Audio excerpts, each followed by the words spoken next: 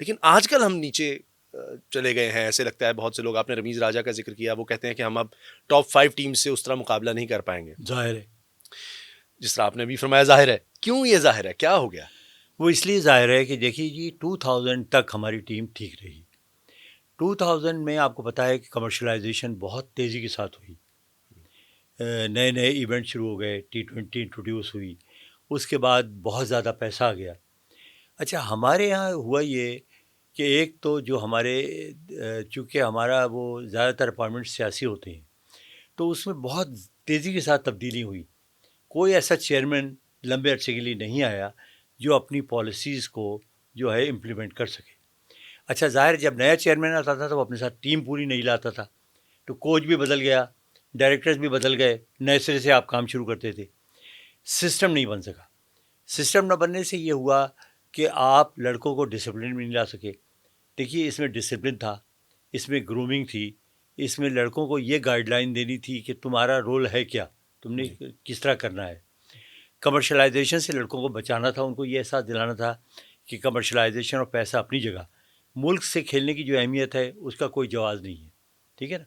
हम वो काम नहीं कर सके, फिर खिलाड़ियों को हम ग्रूम नहीं कर सके। बहुत से खिलाड़ी आए जिन्हें आपने भी देखा होगा कि 2 3 4 मैच खेले, बड़ा अच्छी परफॉर्मेंस दी, जी। 2 मैचों में फेल हुए, उसके बाद वो गायब हो गए। ये एक प्रोसेस है कंटिन्यूअस। इसमें यह है कि आप लड़के को लाते हैं, अगर उसमें आपको स्पार्क नज़र आता है तो उसको अपने साथ रखें, उसको स्लोली एंड ग्रेजुअली आप ग्रूम करें। एक वक्त आएगा जब वो आपकी टीम का एक बेहतर खिलाड़ी बनकर सामने आएगा। हमने वो नहीं किया, टेक्निक पे तवज्जो नहीं दी, हुँ। तरबियत पे इनकी तवज्जो नहीं दी, क्योंकि देखिए हमें क्रूड सी बातें कहना नहीं चाहिए। देखिए हमारे यहाँ माहौल डिफरेंट है, हमारे यहाँ ज़्यादातर लड़के आते हैं छोटे छोटे इलाकों से, जी। छोटे छोटे घरानों से। उन्होंने ना इतना पैसा देखा होता है, ना तालीम का बैकग्राउंड इतना स्ट्रांग होता है, तो उनको तो बताने की ज़रूरत है कि आपने क्या करना है, जी। आपने क्या बिहेव किस तरह करना है, उठना बैठना किस तरह है, आपके फ़राइज़ क्या हैं, आपका जो इमेज बन गया है उसको आपने मेंटेन कैसे करना है। ये सारे काम हमने नहीं किए। वो शुरू में तो इफ़ेक्ट नहीं हुआ क्योंकि पुराने खिलाड़ियों की रिवायतें चली आ रही थी, एक लेगेसी चली आ रही थी। जब वो खिलाड़ी बिल्कुल मंज़र से हट गए, तो आप एक्सपोज़ हो गए। हुँ। उसके बाद से फिर हमारा जी हाँ, ये उसके बाद से। ये सफ़र जो है तनज़्ज़ुली का बिल्कुल। नीचे शुरू हो गया। अमेरिका शिफ्ट होने का फ़ैसला कब, क्यों किया? अमेरिका और पाकिस्तान की ज़िंदगी में क्या फ़र्क है? 2000 में हम लोग शिफ्ट हुए और उसकी वजह ये थी कि 90 मुझे हमारे इन-लॉज़ बहुत पहले से अमेरिका में थे। तो 1983 में मेरी वाइफ़ ने कहा कि हमने अप्लाई करना है अमेरिका के लिए। मैंने कहा मैंने तो नहीं जाना, इतना मैं काम कर रहा हूँ यहाँ। कहने लगे नहीं, नहीं हमने जाना नहीं है लेकिन अप्लाई कर देते हैं, हुँ। बच्चे बड़े हो रहे हैं, कल को ज़रूरत पड़ सकती है। हमने अप्लाई कर दिया।